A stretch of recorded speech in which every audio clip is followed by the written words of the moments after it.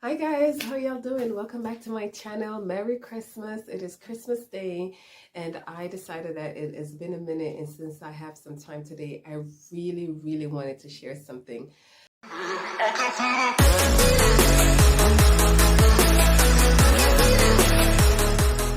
Um, I sound a little off today because I'm getting over a cold. But I had a conversation probably about 3 weeks ago with my stepdaughters. Yeah, as you guys know, they live in South Carolina with their mom. And so there were some questions that they had, and it had to do with credit and credit building. And it dawned on me that most of us don't, when I was growing up and even after like being in my 20s, even in my 30s, I still didn't get any type of financial advice or financial counseling from my mom. And that is probably because she doesn't know. So I had to learn and still learning, and everything that I do learn, I share it with my daughter, which then in turn I'm also going to share with my son as he gets older. But there are three things that I did with my daughter that I thought that they should know, and it didn't dawn on me that my stepdaughters, their mom, probably don't know, and their dad probably, which is my husband, probably didn't even think of sharing. Um, so I have them actually written down right here. And the first one is a HIPAA waiver. A HIPAA, we know that, sometimes when you go to the doctor and they want your medical records from another medical facility, they have you sign a HIPAA release form. So that the other medical place can release your medical information to your new doctor. So a HIPAA waiver would be you asking, you could get one from the internet. You can print a generic one from the internet, but you could also ask your pediatrician for one, and you can have you sign it and your child sign it once they reach the age of 18. This comes in handy if something, God forbid, this is all like worst case scenario, right? So God forbid something happens to your child, and you need to find out what happened. You need to ask the doctor questions.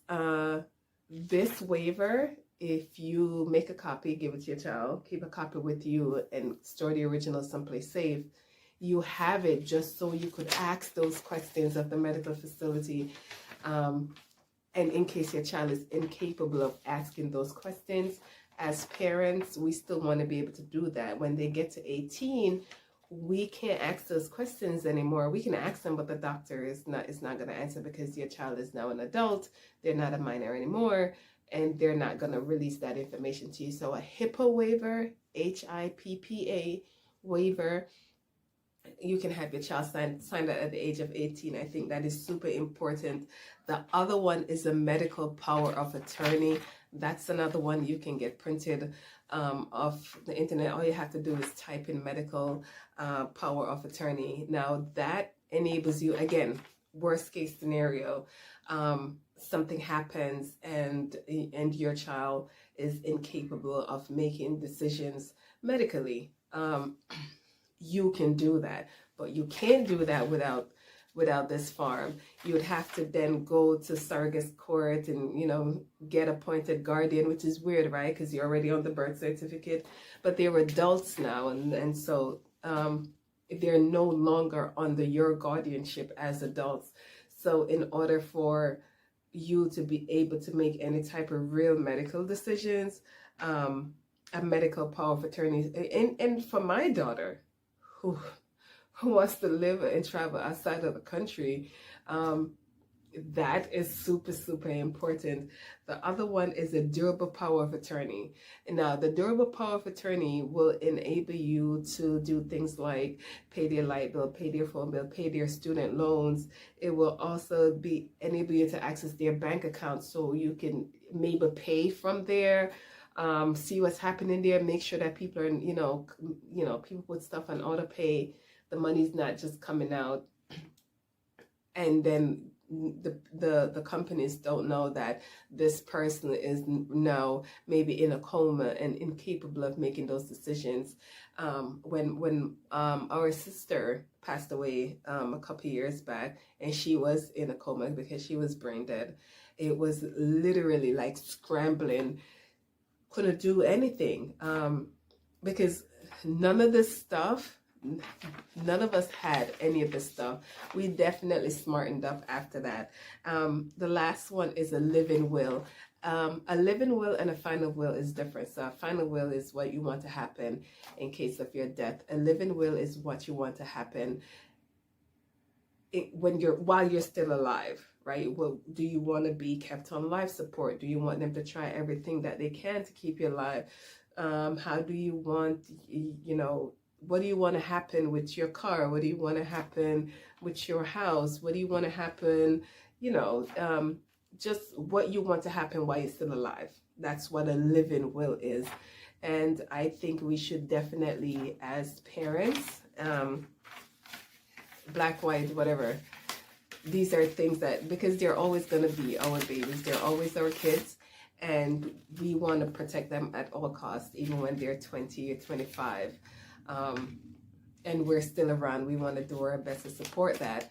Also, they asked me about credit building, the best way to build their credit, and my response was the best way to build your credit, of course, is with a credit card, one or two, not store cards with those 30% interest rates, because a store card doesn't really help you to build your credit. You want a credit card where you can buy gas and you can buy groceries. That's the smart choice, right?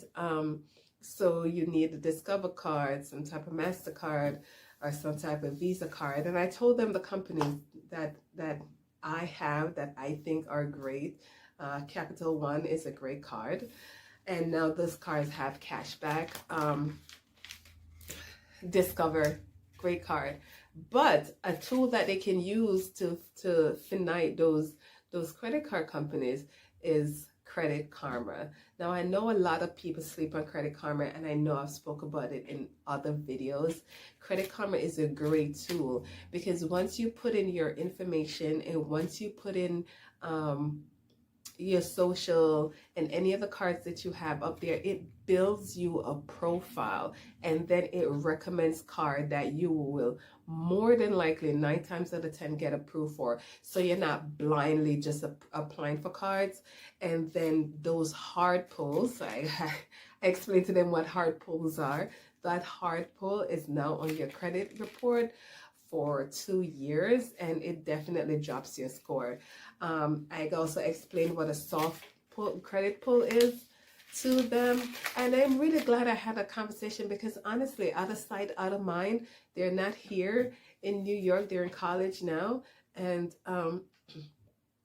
it never dawned on me that there are things that I share with my 18-year-old that I don't share with them. But I don't share because I wasn't thinking that they don't know or wouldn't know how to go about getting a car loan, and that a car loan is an installment loan, which is great for your credit, but you got to make sure that you pay it, and how to find the right deals on a car, and where to go and buy your first car, and what type of car should your first car be. Because you're young, and even if you're not young, you want a car that's reliable, something that you don't have to, in 5 years or 3 years, get you a new car. You don't want to have to spend any big money to buy like huge parts for like a transmission. So we had that conversation. So I was talking to them for about an hour, and they surprised us here for Christmas a couple of days ago. That was really, really great. We talked about the Credit Karma account. They haven't opened it yet. I told them when they do it, call me. Say if they need help to, put in their profile information. You don't get scared and not know what information they should and should not put in. I also encourage them to open up an Experian account, and each one of you should have an Experian account. Why? That's where you see your FICO scores and all 3 scores, but also most importantly, when the updates happen. And I said before that Credit Karma doesn't update as quickly as like Credit Sesame or Experian. I would get those alerts 2, 3, sometimes 4 days in advance before Credit Karma even give me the same alert. So I like having all 3 of them because each of them does something that the other doesn't do, right? And we are going into a new year, and 2023 has been the year of laying groundwork. It has not been an easy year, but when is it ever? So 2024, hoping for it to be a better year. I'm really grateful though, because we became new owners of a flower shop. We got our second home, and but it's all hard work. There is really no no confetti being thrown, because there's still so much to do. I am in New York right now, and I will be going back down to North Carolina in a couple of days. I am assisting a friend actually, and when it's all done, I'm going to show you guys how I do it. So I'm assisting a friend pay down her credit card debt. She has about $35,000 in credit card debt, and she's drowning. And we were talking about it. I was like, you know what? I think I can help you. But it definitely is going to take some discipline. So far, we've paid off the smallest one, which is about $800 on a store credit card. And what I did was I helped her with a budget, and then we paid it off in 2 shots in the same month, while continuing to pay the minimum on others. Now we're going to tackle the second biggest one, which is probably, I think, maybe $4,300 or $4,200 on another store card. And then we'll tackle the third one, which is like a $4,800 balance on PayPal. Credit card debt is doable to pay off in a snowball effect, right? So you start with a smaller one, continue to pay minimum, and then work your way up the ladder. And I know that sounds hard, right? You're just like, oh, but the interest is growing. Yes, but each one you pay off frees up more money for you to double up on the next one on your list. And it's not a fast thing, but it does happen gradually, and it does help. So in 6 months, you could pay off 2 cards, or in 6 months you could pay off 1 card, but that probably has the most interest, and you don't see the long-term gain until you see your credit report updates every 30 days, and you see that your score went up 1 point, and it went up 7 points. Her score went up 2 points by paying off that $800. But those 2 big cards that she had with like a $10,000 credit limit, we've been able to take those down to under $9,000. It's really bad. This is why I said try. I know that life happens, but try not to use more than 30% of your credit card limit, because what happens is it really negatively impacts your overall credit health. And I know that sometimes things can't be helped, and you just swipe, and grocers and whatever. And don't let the holidays, probably too late now for me telling most of y'all, don't let the holidays and gift giving and fixing up and decorating leave you into a credit crunch hole come the new year. You really don't want to start the year off on that leg. So you want to know what I did? Nothing. I did nothing. I did nothing. I gave my stepdaughters money because they're teenagers. They're 18 and they work and they drive and they have school. And so I called them up and I let them know, I'm like, hey, for Christmas, I'm not really buying any gifts, but I was wondering if it's okay if I, give cash where you can, I don't know, buy gas, fix a car. And they were so grateful. They're like, listen, the car is literally a money pit. Something always has to be done on it. And so the money will come in handy. That was great. For my son, Louis, he's so easy to please. He's everything Sonic. So 2 Sonic plushies, less than $50, and he was great. Anybody else that asked me for a gift, I'm like, yo, I'm Jehovah's Witness. We don't It's not, it's a season for giving. I can give you some food, come over, we can share a meal. But going out and shopping was not it this year. And I spoke to a lot of people and read a lot of people just like, this is not the year. And that's great. Don't put yourself in a financial hole that you can't get out of. Don't feel bad. The people that you love will definitely understand that you didn't get them anything this year. The intent is there, but the liquid is not there. And come 2024, you take that money that you was going to take and buy all these gifts, and you pay off your credit card debt.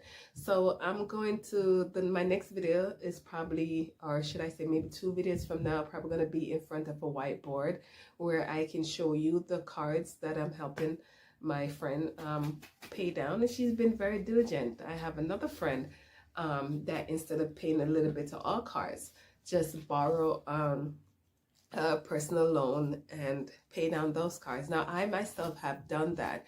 You only do that when you do the math on the cards and the balances that you have along with the interest, and the personal loan is better rates. It will be lower, so that means that you're paying less and you still have money left over. Now, what that does is it allows you to pay the loan down faster. That's what that does. Now, if you're going to go with now, I don't recommend going with a company like Fiona. I do not. I actually looked into it. And I don't recommend doing it. What I also realized that most people don't know or don't realize is that consolidating your debt should be a last resort. Like when you lock your credit down like that, it leaves you in a place where you were stuck. And as you know, you need credit to do everything, and you don't want to be in a place that you're stuck. So consolidating your debt should be a last resort. If you're going to consolidate your debt, do not consolidate all of them. You can actually call the credit card companies yourself and work things out by yourself. So if you don't want to, you don't want to pay off the people for whatever reason, what do? Right? First of all, you have to stop paying the card for about 6 months, and they're going to call you. Don't answer, right? Mm-hmm. And then you, after that time, you call them up and you can say, hey, I know I owe $2,500 on this card. Things has been really hard for me. I want to pay it. Maybe you've always have been a good paying customer this whole time. That works in your favor. Ask them what they can do for you. Now, at that first call, they're probably going to tell you that they can't do anything for you. That's all right. Call them again next month. Give them the same story, okay? Then they'll say they can work something out for you. They're going to put you on the payment schedule. They're going to start at the highest. Trust me, they have 3 sets of number that they can give you. Wait for the last one. That's the deal that you take. Now, do you want to pay it? That's one option. That's option A. Option B is to have it charged off. Now, charge off affects your credit negatively. If you're in a place of finality, if that is just like, listen, I'm just going to take the L and I'm just going to take the credit hit, and it's going to be on my credit for 7 years. Know that, like bankruptcy. Can you do it, and is it worth it? It might be for some people.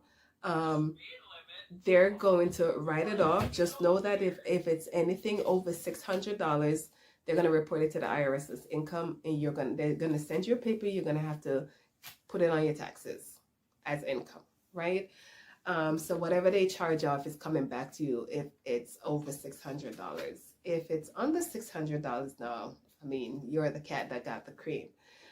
So you can make these deals yourself. I think these commercials, sometimes I watch them and I really have to laugh because they really do make you feel like you need these consolidation companies, because they're doing the same exact thing that I just said. First of all, they're going to tell you not to answer the phone when the credit card companies call. They're going to tell you to tell the credit card companies to call them. They're going to tell the credit card companies the same thing you would have told the credit card companies. Okay? And then they're going to tell you that you can send them one monthly payment. They're going to take those monthly payments, So say you're sending them $200 per month. They're going to take that $200 and they're going to spread it across. They're going to take 125 of it and they're going to spread it across 5 credit cards, because part of that 200 is their payments. So they're keeping something for themselves. And that's going to take the next 125. They're going to spread it across the cards. So they're doing the same negotiation that you could have done is the same thing that they did. The only difference is, instead of taking that $200 and spreading it across all your cards, they're taking some for themselves. Now you can save yourself that money and still put it towards your cards. So you don't need them to do that for you. Something on your credit that you need to get off, you can call the credit companies themselves, or you can call the issuer of the credit card to take it off your credit. And 9 times out of 10 they do it. The only downside is that you have to write to a lot of the credit card companies. I mean, eventually they get your letter and they respond. This is a slow process, but you have nothing but time. So like I said, 2024 is the year for good and better credit health. We're going to get better with our credit. We're going to get better with budgeting. And if we are consistent and we are dedicated, we can have better credit health if that's what we're working towards. Don't forget those 3 forms for your kids. I am going to put the link below this video so you can look it up yourself, and you can find the forms for the HIPAA, for the living will, for the medical power of attorney, and for the durable power of attorney for your now 18, 19, 20-year-old, 21-year-old. And you should still absolutely do it, because we just don't know what's going to happen tomorrow, and we want to be as prepared as we can, and I think that this helps. Okay, so I have got to go now, guys. I am going to finish up Christmas dinner, and I will see y'all next time. Don't forget to like and subscribe. Bye.